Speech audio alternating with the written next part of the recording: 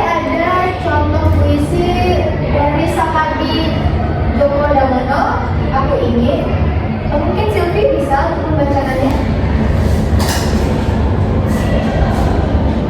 Aku Ingin, karya Sakadi Djoko Damono. Aku ingin mencintaimu dengan sederhana, dengan kata yang tak sempat diucapkan, kayu kepada api yang menjadikannya agung. Aku ingin mencintaimu dengan sederhana, dengan isyarat yang tak sempat sampaikan, awan kepada hujan yang menjadikannya tiada.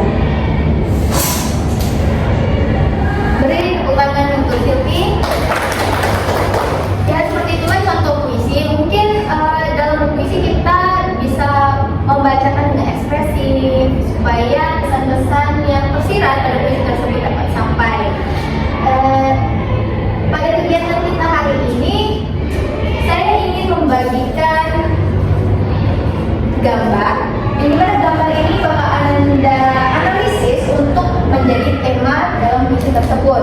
Sebelumnya Anda bisa bagi menjadi beberapa kelompok karena kita 5 orang ya.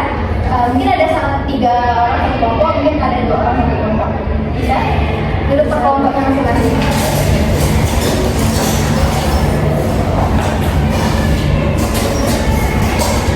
Nah, sudah.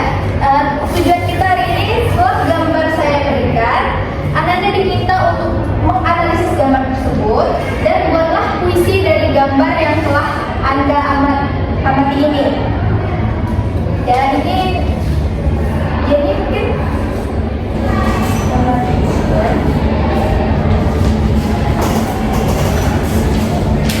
tolong diskusikan sebaik mungkin bersama kelompok Anda ya. Sebelumnya saya ingin ambil absen dulu nih. Tadi lupa. Siapa yang belum masuk hari ini?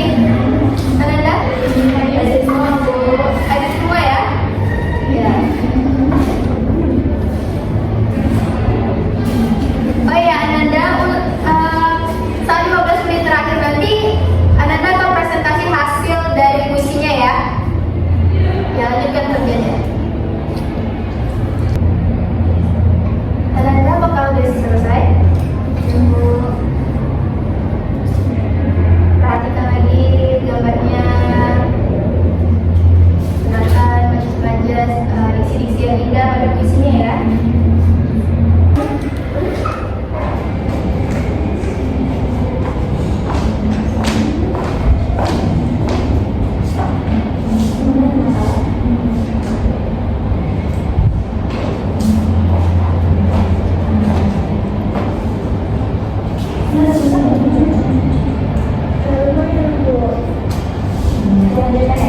Ini kalau udah selesai kabarin ya.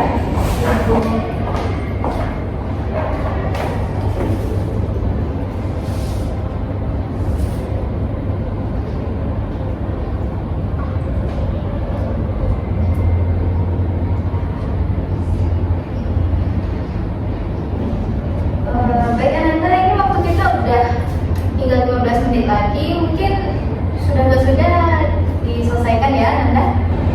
Jadi kita masuk ke sesi presentasi nih. Sudah? Apakah ada kelompok yang mau maju nih untuk presentasi yang pertama nih? Kelompok yang maju pertama akan dapat poin plus. Siapa yang mau maju nih? Oke, Pia. Maju Pia. Tunjukkan karya indahmu Pia.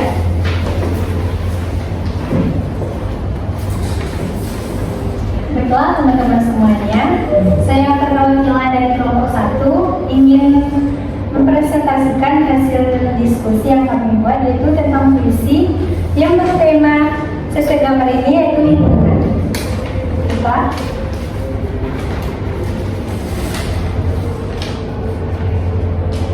Suara alam. Angin berbisik di sela pepohonan. Sungai mengalir membawa harapan. Langit luas, laut membentang. Semua indah anugerah yang tenang. Namun, kini rimba mulai gersang. Udara kotor, hutan pun hilang. Kita lupa bahwa alam perlu dijaga. Mari jaga bumi tercinta agar hidup tetap bahagia. Terima kasih. Beri tepuk tangan untuk dia. Iya, untuk berdiri dulu. Kita mendengarkan kritik dan saran dari teman-temannya ya, Pia. Mungkin ada dari kelompok lain bisa memberikan kritik dan saran gimana? Izin kepada Pia sebagai perwakilan dari kelompok 1 untuk memberikan pandangan dan kritiknya. Menurut saya, puisi yang dibacakan Pia itu sudah bagus, apalagi di bagian ekspresi dan intonasinya juga tepat sekali dengan puisi yang dibacakan. Tapi menurut saya ya, gestur yang Pia tunjukkan itu agak kurang ya. Berdasarkan puisinya itu, saran saya dia lebih baik untuk menyesuaikan gesturnya dan meningkatkan gesturnya itu ya. Terima kasih teman-teman. Iya, bagus sekali kritik dan saran dari Nora. Saran saya, mungkin ketika membaca puisi, sebaiknya kertas puisinya itu ditaruh agak bawahan sedikit supaya ekspresi kita itu lebih terlihat oleh penonton nanti. Ya, silakan dulu. Lanjut kelompok selanjutnya.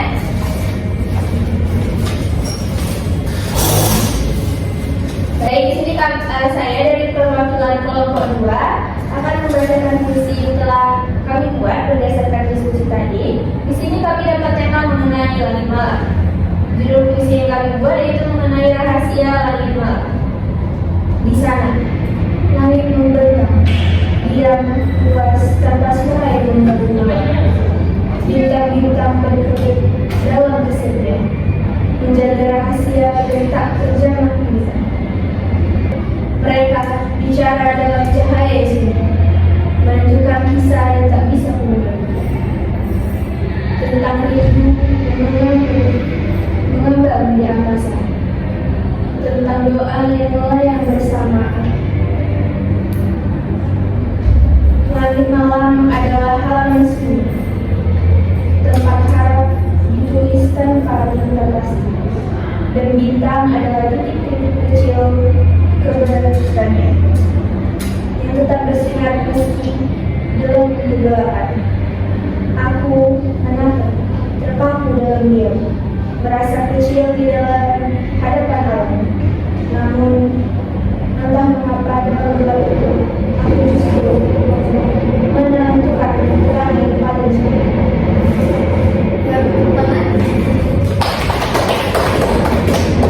Baiklah, mungkin kelompok lain ada kritik dan saran dari ini ya.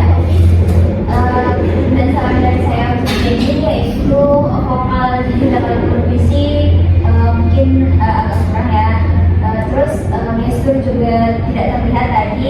Terus intonasi yang digunakan itu juga tidak jelas gitu, naik turunnya nada.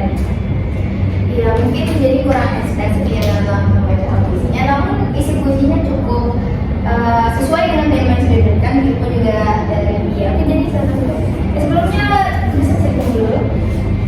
Ya.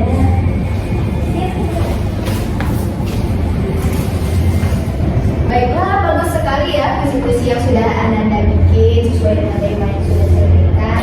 Jadi kesimpulan kita pada pembelajaran kali ini di mana kita dapat membuat puisi dari berbagai macam hal yang kita lihat, dari gambar, dari lingkungan sekitar, pengalaman pribadi kita, atau ide yang tiba-tiba muncul dari kepala kita.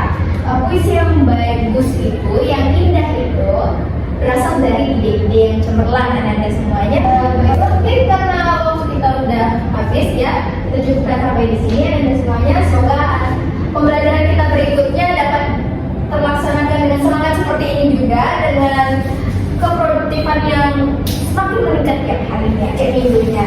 Dan bagaimana Anda cukup sampai di sini.